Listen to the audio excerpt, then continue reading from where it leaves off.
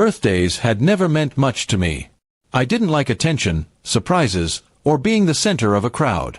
But my wife, Hannah, loved birthdays, planning, decorating, and turning ordinary days into celebrations.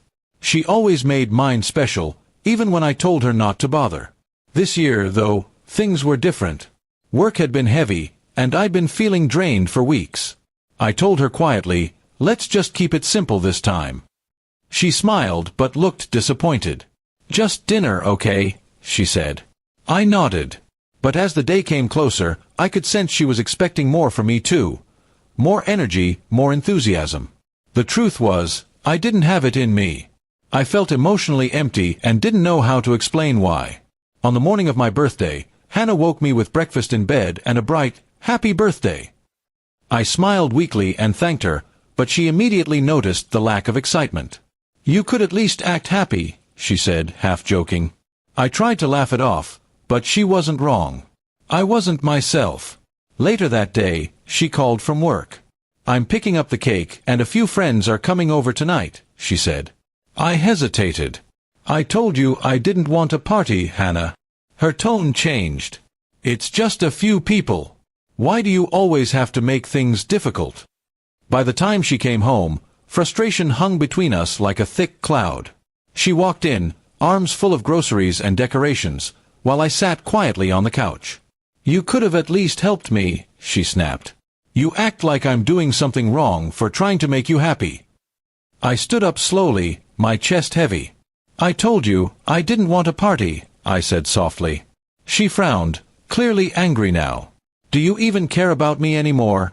she asked, her voice trembling. That question hit deeper than she realized. I turned away, unable to answer. She took my silence as indifference and stormed off to the kitchen, slamming the door behind her. I sat there, staring at the half-inflated balloons, the untouched cake box, and the dinner she had spent hours preparing. Guilt began to rise inside me like a tide I couldn't hold back. After a few minutes, I walked to the mirror near the hallway. What I saw made me stop.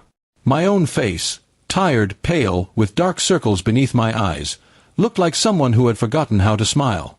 I realized Hannah wasn't angry about the party. She was hurt because I had stopped letting her in. I had been carrying my stress alone, shutting her out without meaning to. I took a deep breath and walked to the kitchen. She was standing there, wiping the counter with her back to me. "Hannah," I said quietly. She didn't turn. "I know you're upset, but before you say anything else, just look at me." When she turned around, her expression changed completely. The anger in her eyes melted into concern. She stepped closer. "You look exhausted," she whispered. "What's wrong?" I told her everything. How work had been overwhelming, how I'd been waking up anxious every morning, how I didn't want to ruin her plans but also didn't have the strength to pretend to be fine. As I spoke, her shoulders relaxed, and her eyes softened.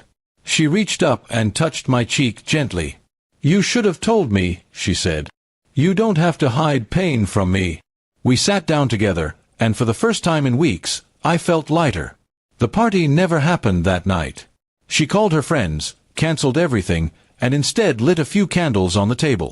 We ate quietly, talking about life, fears, and little things we'd both been too busy to share.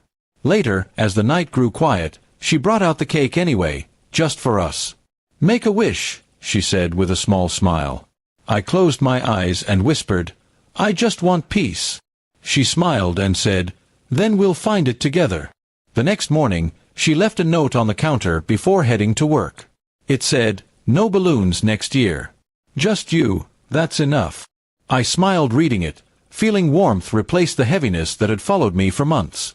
That birthday didn't have a party or a crowd, but it gave me something far more important, understanding. It reminded me that love isn't about doing grand things. It's about seeing someone's pain even when they're trying to hide it behind silence. Now, every year when my birthday comes, Hannah doesn't ask how I want to celebrate. She just looks at me and says, "You okay?" And somehow, that simple question means more than any gift ever could.